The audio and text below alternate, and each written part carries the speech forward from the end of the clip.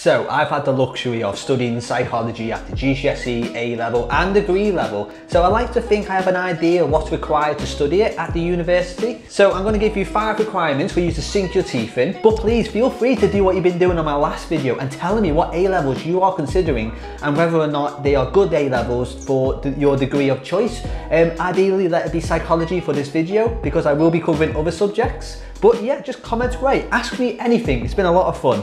So firstly, you need to have an open mind and a strong stomach. And yeah, they are 2 separate things, but yeah, this all comes under the first thing, the first requirement. Okay, so open mind, because you will be looking at subjects that are sometimes controversial, sometimes provoking, and there can be a lot of sensitivity around the subject. So classic point is gender. It seems to be in the media a lot these days, and particularly transgender. Now, no one seemed to have an issue in my lectures, but there were people in my head, I was thinking, if they were in this lecture, I think they would have a difficult time. The important thing is that you are open-minded, you're respectful, no matter what your views or opinions are. And when it comes to having a strong stomach, now I know a lot of people have been loving the Netflix documentaries on serial killers and all that kind of stuff, but with psychology, you do kind of get into the grim details. So what I'm talking about is, for example, child development. Development psychology is a huge area, and when you're looking at the development of children, sometimes you look at when things have gone wrong, such as when children have gone through abuse. And those details can be kind of disturbing and unsettling, at least it was for me. Although I will say being open-minded is definitely a requirement. Having a strong stomach it's more of a pre-warning.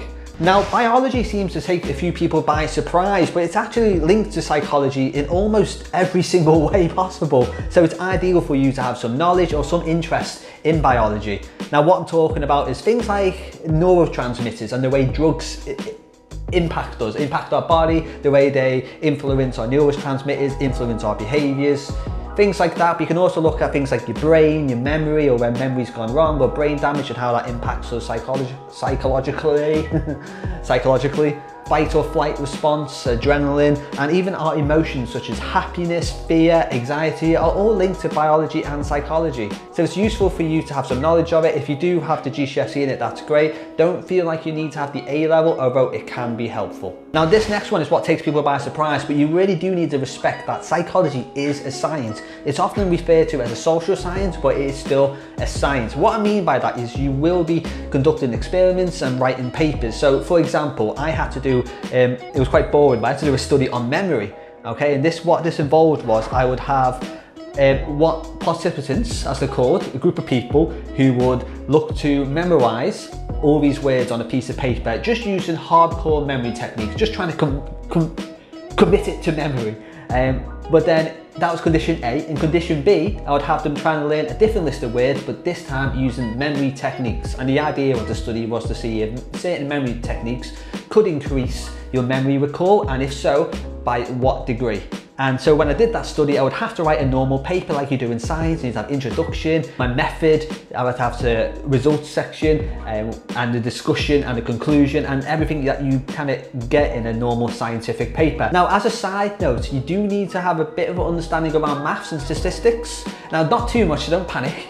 But it can be things like, you know, in my example study I've just laid out for you, in the B group where I had the group of people using certain memory techniques to help their memory recall, I could be saying something like, Group B had a 29% success rate of memory recall, things like that. You just need to have an understanding of. But most importantly is that you respect it as a science, and that you will be writing, you know, scientific papers, introduction, method, discussion, conclusion. All that is a part of psychology. Now, coming in at number 4 is reading. You really got to have the motivation to read. Now, I didn't read an awful lot in my first 2 years, and I think my grades reflected that. I would never really get past a 2-2, which is like, I don't know, kind of like the grade D in A level GCSE world. Now for me, that wasn't good enough. It could be fine for other people, but for me, I knew I could do better. And when I switched degree, when I went on to education with psychology, I promised myself that I would read pretty much every textbook suggested to me, every journal paper that was recommended.